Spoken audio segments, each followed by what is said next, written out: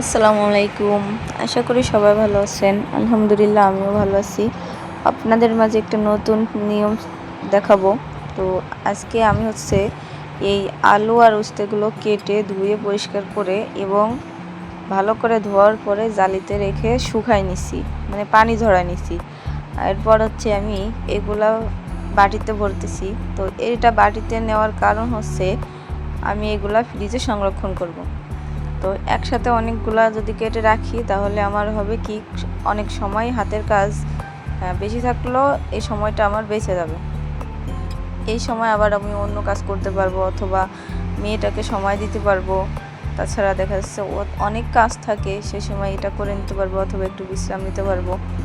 আর আমরা যারা গৃহিণীরা তারা তো সকাল থেকে শুরু করে রাত পর্যন্ত বাচ্চা সংসার এটা নিয়েই ব্যস্ত থাকি।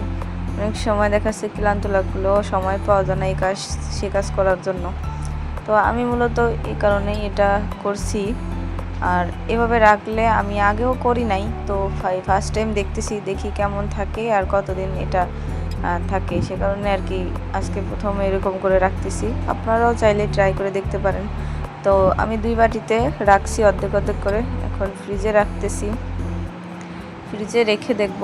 আর আগে থেকে আমি আরেকটা তরকারি, একটা না 2টা তরকারি রাখছি কেটে। তো উপরে একটা বাটিতে রাখছি ভেন্ডি কেটে, আর নিচে আমি এই যে ধুন্দল আছে ওটা রাখছি। তো এর মাঝে আবার কিছু সময় আমার মেয়ে এখানে তার খেলনাগুলো এনে বেলকনিতে রাখছে উপরে। আগে একদিন একটা খেলনা ফেলাই দিছে নিচে, তো তাকে বললাম আমি ওখান থেকে সরাই রাখতে, তাও সে রাখবে না। দেখেন কি সুন্দর করে 2 মাথায় 2টা গরু আর ঘোড়া রাখছে। এর মাঝে আবার আমি একটু নিচে চুলাটা পরিষ্কার করে নিচ্ছি, যেহেতু বর্তমানে গ্যাসের খুব সংকট। তো আমি বেলকনিতে রান্না করি মাঝে মাঝে গ্যাস না থাকলে। তখন আর যদি বাচ্চা থাকে তাদের তো ঝামেলা শেষ নেই। বড়রা মানুষ না খাইলেও সমস্যা হয় না একবেলা, কিন্তু ছোটো ওদের এরা তো আর বোঝে না, আর ওদের তো খিদা লাগে। দেখেন আমার পাকনা বুড়িও মুছতেছে, আমাকে কাজে হেল্প করে। অনেক বড় হয়ে গেছে আমার মেয়েটা। সবাই আমার মেয়েটার জন্য দোয়া করবেন আর মাশাআল্লাহ বলবেন। তো বাইরের আবহাওয়াটা অনেক নর্মাল, এই সময় আবার কারেন্টও ছিল না। তো আমি ভাবতেছি এটা মুছতে পরিষ্কার করে রাখি, বাইরে যেহেতু আছে একটু বাতাসও আসছে, আস্তে আস্তে শুকাই যাবে। তো সেখানে দাঁড়াই আমার আইসাচের দিকে খেলা করতেছিল, আর আমি কিছু কাজ গুছাই নিছি।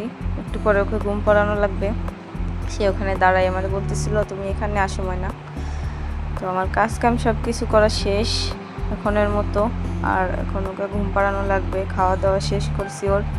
সবাই ভালো থাকবেন, সুস্থ থাকবেন, দোয়া করবেন। আল্লাহ হাফেজ।